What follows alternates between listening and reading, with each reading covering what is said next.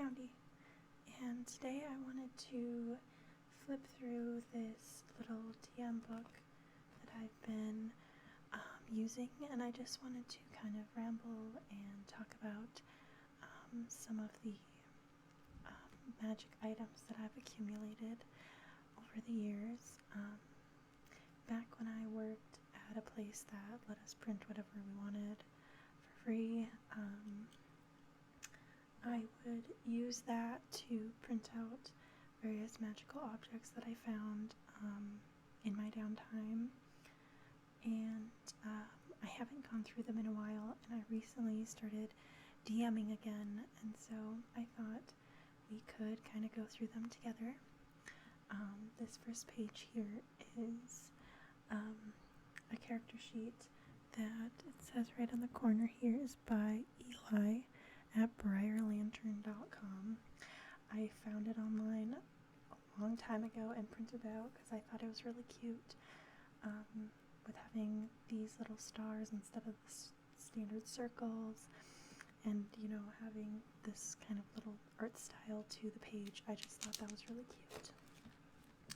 So this is just a list of surnames that I use or I go to if I need something off the top of my head. If my players go, oh, and what is this person in the tavern's name, and I don't have something prepared, I use that. And then I have a list of male and a list of female names. So I'm somewhat prepared, and they all, they're of all different types of names too. Not just human style names, but we've got like Indri, Kandala, Azalea, Soleil, various, Arendriel. This is a list of 100 different encounters, random encounters that I actually haven't gone through yet.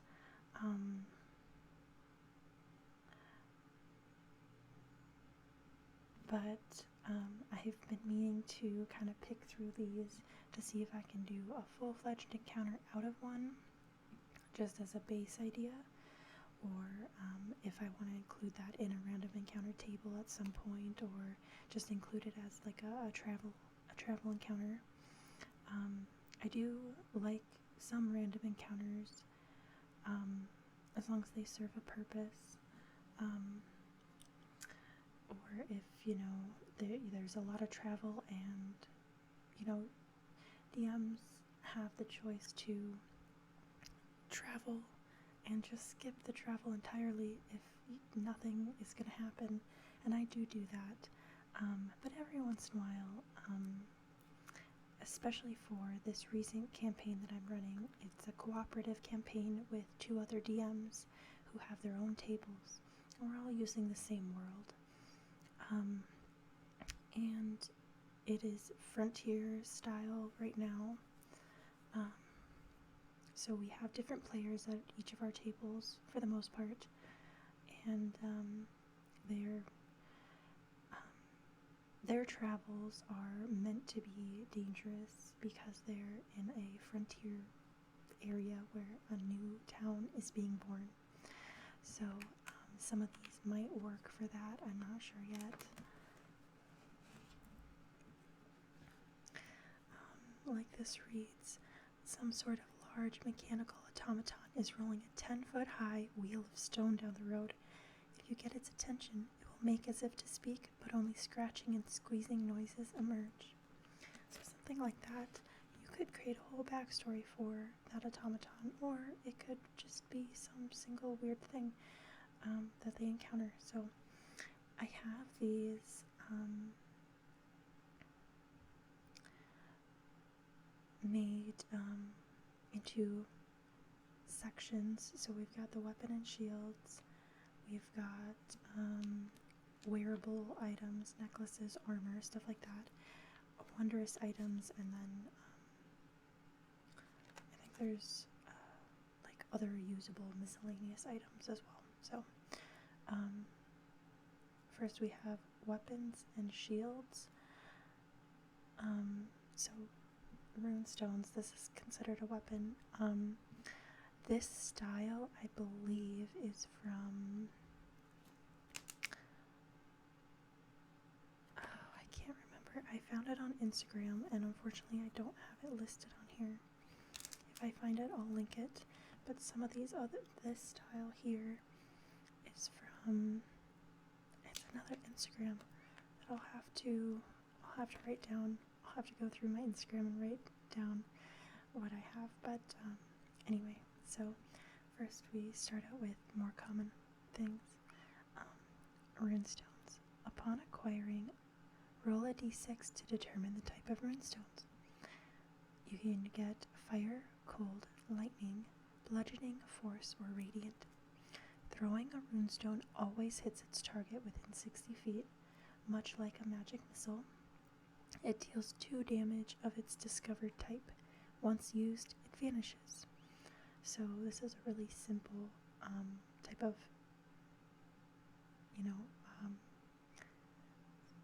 collectible weapon. The thing I like about these is I like them as starting points or inspiration for further things that I might want to do. The next is Aegis, a shield. This silver shield is of impeccable make and bears a lifelike Medusa's head on its face. This shield provides +2 AC in addition to the shield's normal bonus to AC. That's quite a lot. Once per short rest, you may use an action to present the shield. All creatures in a 30-foot cone that can see you must make a DC 14 con check or be restrained. Creatures restrained in this way may repeat the save on the end of their turn. Next we have the Reinforced Blade of the Empire. It does 1d6 + 1 slashing. It's a common short sword. It has the ability called Military Precision. You receive a +1 bonus to attack and damage rolls made with this weapon. And then it has Lawkeeper. If you are of a lawful alignment, you deal an extra 1d6 slashing damage to creatures with chaotic alignment on a successful attack. So, personally, this is not something I would ever use in my games because I don't use alignments fully to the T. I don't say, okay, if you're lawful good, you have to do this and you have to do that, because real people are much more complex. But it is good a starting point for creating a character, but I don't stick to those, so I probably wouldn't ever use that, but it is an interesting thing. The Close Quarters Bow, a common short bow. 1d6 piercing damage, +1 to AC, has a range of 50 to 150 feet. When you have this bow equipped with both hands, the small metal shield grants you a +1 bonus to your AC. Bow Bash. As an action, you can bash the shield on this bow into an enemy. Make a melee attack roll. Use your strength modifier for this attack. On a successful attack, you deal 1d4 piercing damage. To me, that doesn't make sense. I feel like it should be 1d4 bludgeoning because you will be using the shield to bash, but that's just how this was made. Let's see here. We have down here an injection arrow. So this is a single-use ammunition for a bow. Thin Needle. When firing this arrow, you may choose to deal the normal damage for the bow. It is shot from or deal only 1 piercing damage as you aim for a soft spot on your target. You can fill the reservoir with 1 potion, poison, or other liquid. It is injected directly into your target upon a hit. Any effects take immediate effect. Filling the reservoir takes 1 minute. So this would be something if you had multiple, or if you found a group of 3 or 4. Especially good for rogues that have that use bows and poisons, which so that can be super useful depending on the type of characters. Of course, when I give magic weapons or magic equipment in general, I always think of what kind of characters are at my table and what strengths they may have, and sometimes I give them random things that I don't know what they're going to do with, but a lot of the time I kind of take into account the type of player they are and also what their character would do with it. Twin hook swords. 1d6 slashing per sword, or you can use sweep the leg. When you make a successful attack with one of these swords, you can choose to try and hook one of the legs of a creature as a bonus action. Make an athletics check against the creature's athletics. If you succeed, you deal 1d6 piercing plus your strength or dex modifier and pull the creature prone. If you fail, the creature only takes 1d4 piercing damage and remains upright. This feature only works on bipedal creatures or flying creatures with wings, as you can attack the wings for a similar effect. You can use the swords to anchor yourself when climbing vertical surfaces and grants you advantage on athletics checks for the climb. So I like this because it has a dual purpose for a combat purpose and a non-combat purpose, which I really like, and most items you will find do not have dual purposes in that way. A bolus. This, I think, has been added to the original, so this doesn't have to be a magical item or anything like that. I think this is in the game now, but when I printed this, it must not have been. I'm not sure. Or I printed it as a reminder that it is in the game. I don't remember, but this basically is to prone creatures as well. Then we go over to this page. We have the Tooth Biter, an uncommon sword that requires attunement. And if you do not know, each character can have 3 attunement slots, and anything that requires attunement will state it on the weapon. You can make something require attunement if you think it's too powerful not to, because that way you can only have 3 of the more powerful items, so that's kind of how it rebalances itself in the game. Anyway, Tooth Biter. It's a 1+1 short sword, 1d6. Advantage to disarm your opponent, but it has a curse. If you roll a 1 or a 2 on an attack roll, the flat of the sword smacks the wielder in the face, dealing 1d4 bludgeoning and breaking a tooth. I love cursed items. I have many cursed items that I've seen. I feel guilty about giving cursed items to my players. I've only actually given my players one pretty minimal cursed item, but it was pretty funny, so I probably will continue that trend, especially in this new type of campaign that I'm running currently. So, Staff of the Apprentice, an uncommon staff that requires attunement. Each staff is specialized in a school of magic and contains 2 first-level spells of that school.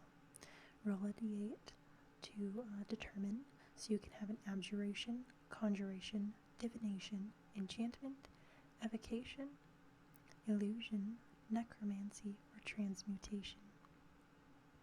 You can expend 1 charge to cast a spell. This staff has 5 charges. At dawn, it regains 1d4 charges. Once a week, you can replace a spell for another first-level spell that you know from the same spell school. That is really cool because it allows, this would be really good for if you have players that are not all of the same level and you have a few higher level players and a couple of lower level players, say a 5 and a 2.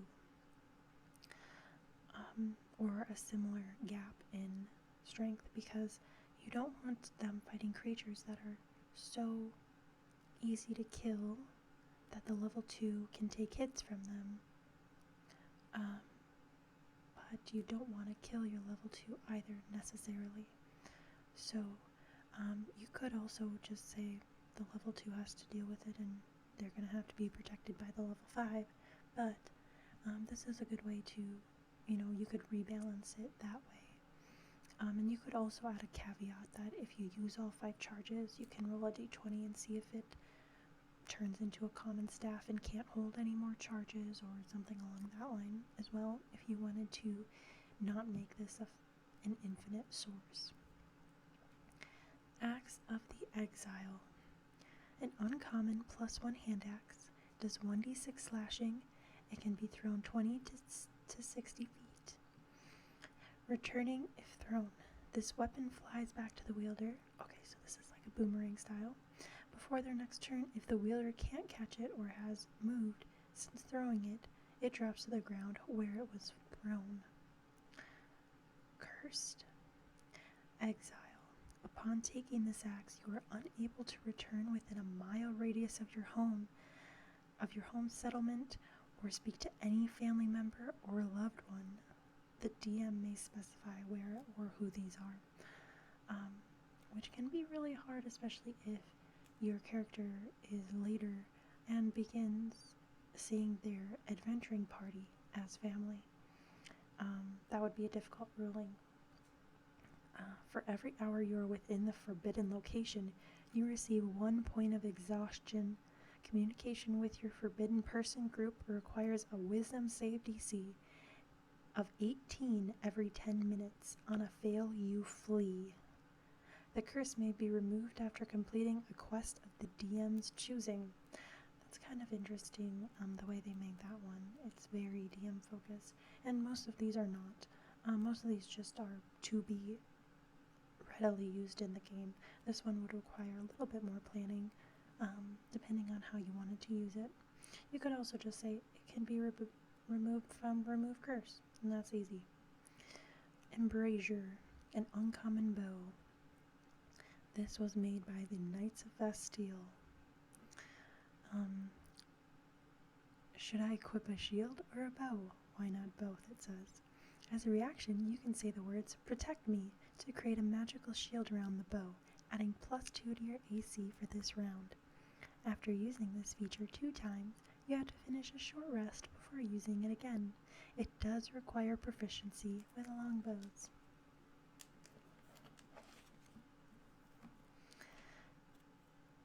So, I have so many things in here that I like, but I think for now, why don't I stick to any of the cursed items? I'm realizing how long this might be, so I think I'm going to stick to the few cursed items I have, and then another day maybe I can come back to this, depending if anyone cares to listen to this at all.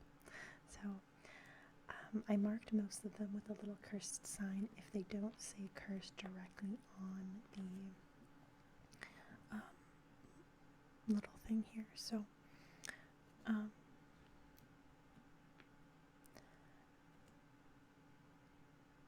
Downfall, an uncommon greatsword, a two-handed heavy martial weapon that requires attunement.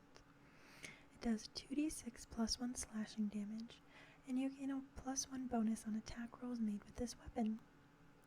When you are attuned to this sword and fail at least 1 death save, you are healed for an amount equal to half of your maximum hit points. This effect can only happen once ever to the attuned, so 1 time, and never again.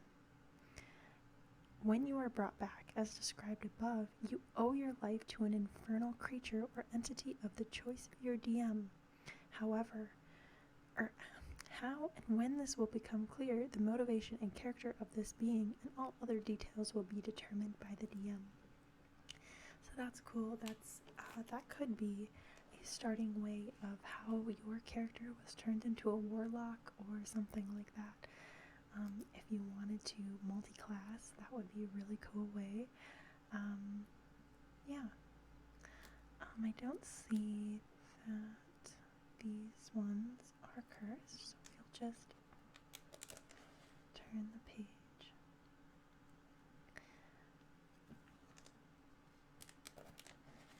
Here's a cursed item, the Executioner's Remorse. A rare greatsword, 2d6 +2 slashing, Executioner's Mercy. When making a successful attack roll using this sword, you can choose to heal the target for 3d6. That's insane. the damage of the sword is applied first. If the target is unconscious, it fails a death save before the healing is applied. When attacking an undead creature, this effect can be applied as radiant damage instead. You can use this feature twice per day. When Executioner's Mercy is used, you start hearing the maddening voices from the dead for 1d8 hours. If there are more than 5 dead or undead creatures in a 200-foot radius, you have to make a wisdom saving throw, DC of 15, every minute. On a failed save, you take 2d4 plus 2 psychic damage. On successful, you are able to shut out the voices for 1 hour. That is crazy. That can be a really crazy amount of damage.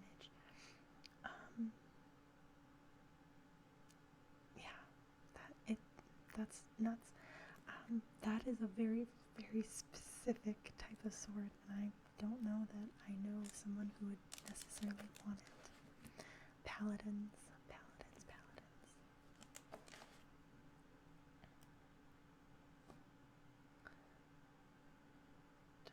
This one's cursed. I should look.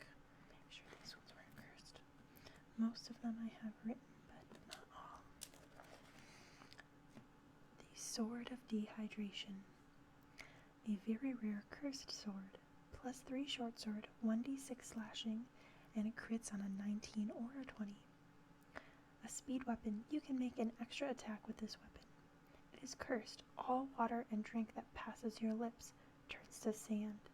Every day, the wielder suffers 1 point of exhaustion, which cannot be recovered through normal resting. On a 19 to 20 attack roll, this sword drains the moisture from the target, inflicting 2 points of exhaustion and restoring 2 points of exhaustion to the wielder. So you have to really think you're going to be lucky if you're going to use that sword, that's for sure.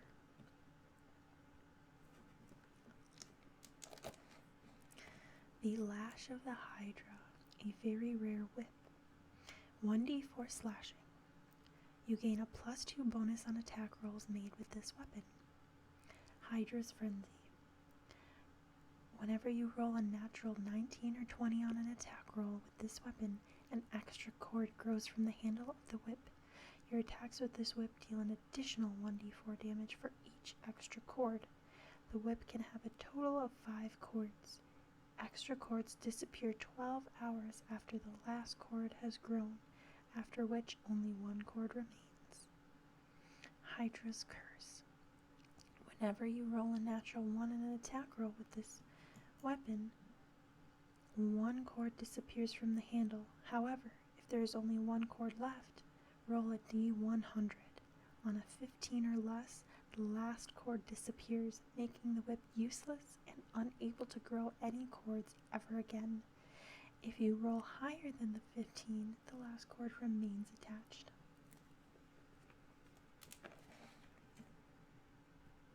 I like that one because it's, even though it does say it's very rare, probably because it's a plus 2, it's interesting enough that it doesn't harm the player completely necessarily. Yeah, they'd be out of a whip, but most players have 2 weapons available. Not always, but and it doesn't leave them completely messed up like with exhaustion points. So here we're getting to wearable items. There's some rings. I really liked these. The Autumn Cloak is one of my favorites because it's pretty simple, the use, so it's nice. And you can put it on top of armor, which is great. And it looks cool. Lots of cool things. The Ear of Whispering. I believe this is pretty much, just one of those telecommunication situations, but here we have 2 cursed items on this side. Band of the Firm Grip requires attunement by a spellcaster. Helping Hand. This ring enables you to cast the Mage Hand cantrip. This ring has 10 charges. You can expend charges to cast the following spells as an action.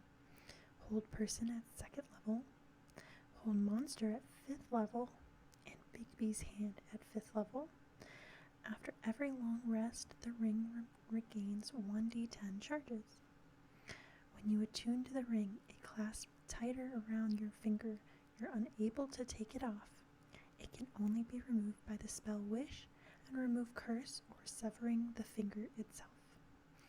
So this is something you can attune, and it's a great item, but you can't unattune it by yourself. Or, unless you remove curse, Sapphire Claws. This is a fist weapon, so requires attunement by a barbarian, druid, fighter, or monk. It gives +2 magical slashing to your unarmed strike. It gives you Cave Climber. You have advantage on athletics checks concerning climbing while attuned to these claws, and gain a +1 bonus to any athletics checks when trying to grapple a creature. While attuned to these claws, you gain access to the cantrips Mold Earth and Light. Curse, Sapphire Synthesis. The moment you attune with these clawed gauntlets, the bands tighten around your arms, and suddenly you feel your fingertips feel cold and harden as your hands become one with the weapon. Nothing short of a wish spell will make you be able to remove the gauntlets from your hands. So not even a remove curse. Everyone has heard of 7-leg boots, I'm pretty sure.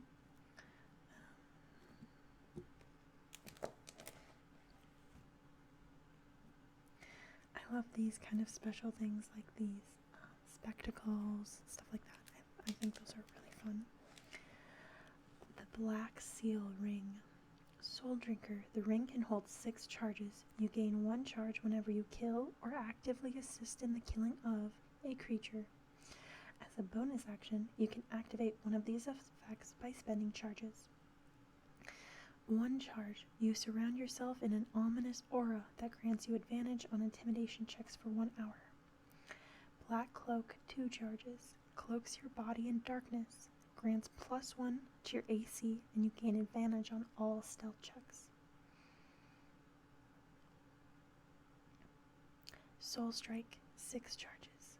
Imbues your next 3 melee and or ranged weapon attacks within 10 minutes with 3d6 necrotic damage. That's crazy. That's a lot, but it's all the charges. If there is 1 charge in the ring and you take a long rest, make a wisdom saving throw of DC 14. On a fail, you do not gain the benefits of the rest as your dreams are filled with visions of the souls. The DC increases by 1 for every extra charge the ring holds.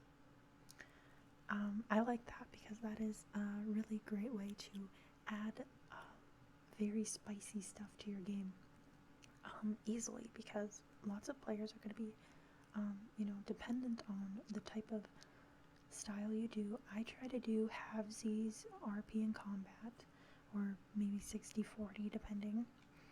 But this would be especially great for combat-based campaigns and playstyles, because you'll constantly be able to continue charging the ring, and that really, it'd be something where it's like a smart player would probably use all the charges before they sleep each night, potentially, but who knows, because they might need it for their next battle, so it's really hard to say. It's really interesting, though. The Death Knight's Helmet. A knight's stamina. When attuned to this helmet, you have resistance to necrotic and poison damage and are immune to being frightened. You gain a +1 bonus to your constitution score every day, up to a maximum of 4. That's a lot. Every day you wear this helmet, you make a wisdom saving throw, DC of 12. The DC increases by 2 every day you wear the helmet. On a failed save, you take 2d8 psychic damage and lose all constitution bonuses from this item. The following time you fail, the damage increases 2d8, and this effect stacks. That's a lot. A big risk, big reward kind of a thing, I guess. This one's really cute. It's essentially like, this does have a curse, and I know it, but this is a life-saving cape, essentially, that can do it 9 times, I believe, but it has a catification curse. Each time the cape saves your life, your appearance and behavior become more feline, beginning with whiskers, cat ears, urges to knock things over, and etc. Greater Restoration and Remove Curse spell can reverse these changes. The 9th time the cape saves your life, it flies off to the astral plane. You are permanently transformed into an ordinary cat. Your game stats are replaced by the statistics of a cat, CR0, which is the difficulty of a cat. It is not difficult, it has no rating, but you retain your alignment, personality, and mental ability scores.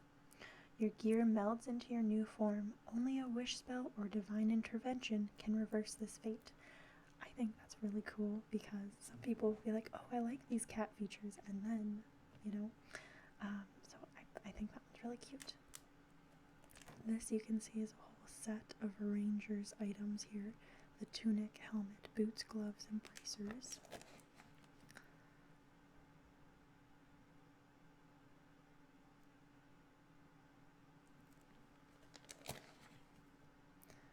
So these are potions. This is a legendary potion, the Liquid Lich.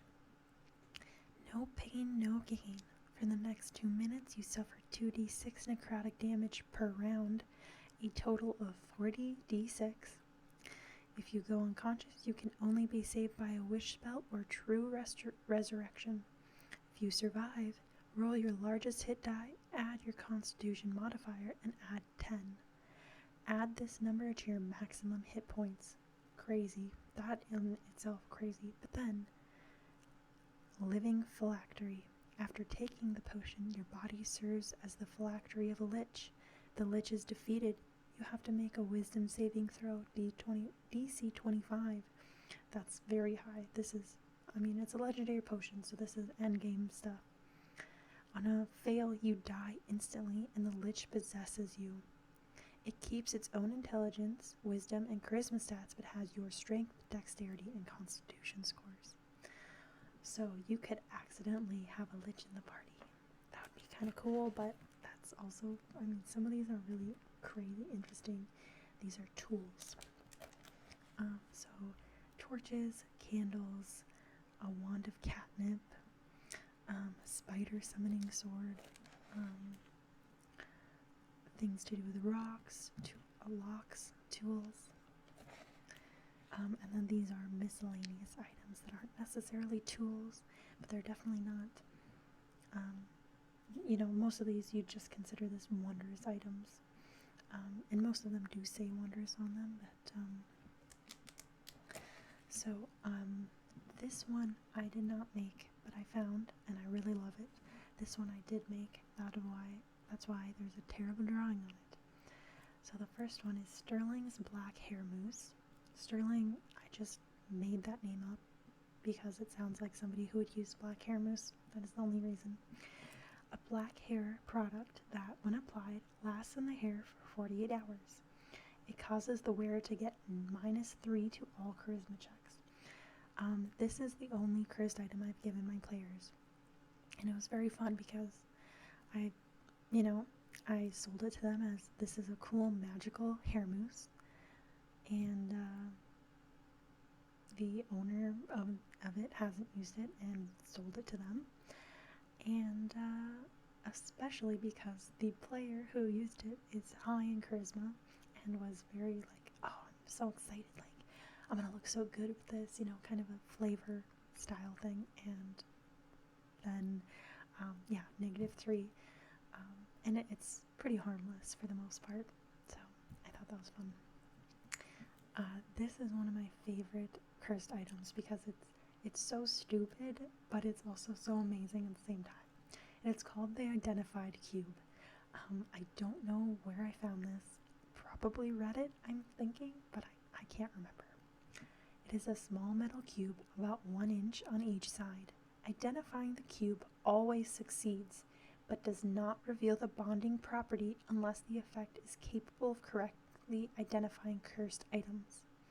Additionally, any attempt to identify a magic item within 100 feet of the identified cube identifies the cube instead.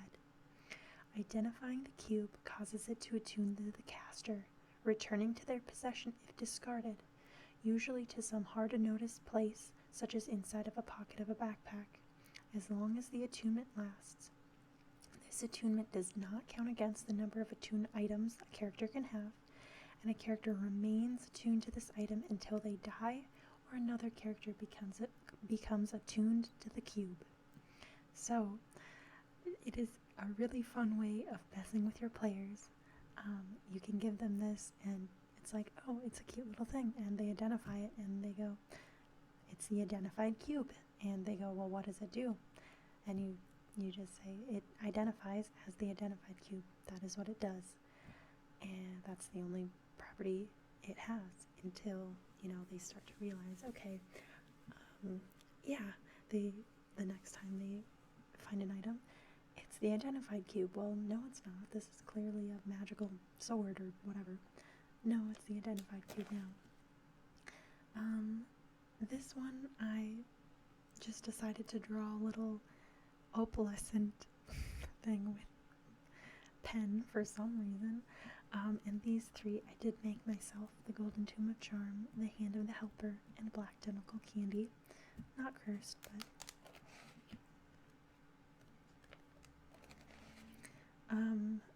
the Bag of Devouring, I think most people know about that.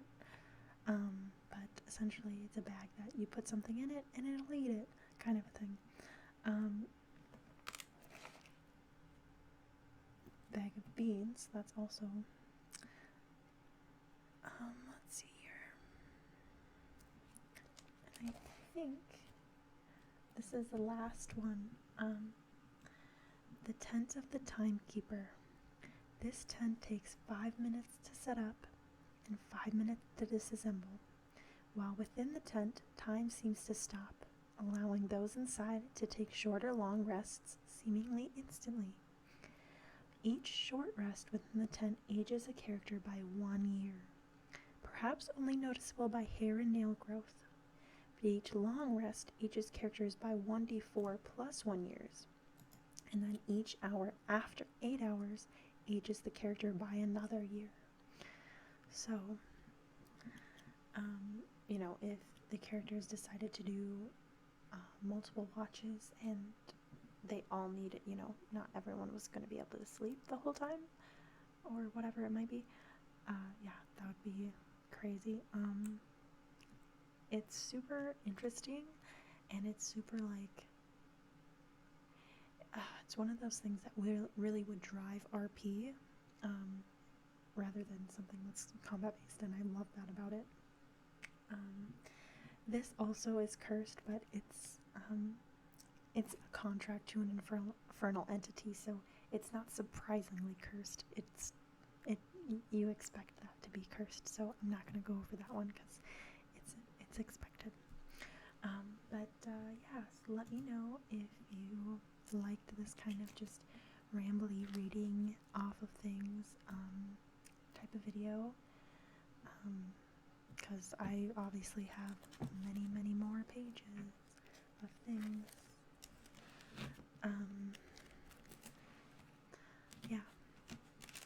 And if not, no big deal. I can go back to my regular stuff, but I don't have a lot of time lately, so I've been trying to figure out easy ways to make videos without having to do a whole big setup. So that's kind of the reason for this video today. But I hope you liked it anyway, and I will see you in the next one. Bye, guys.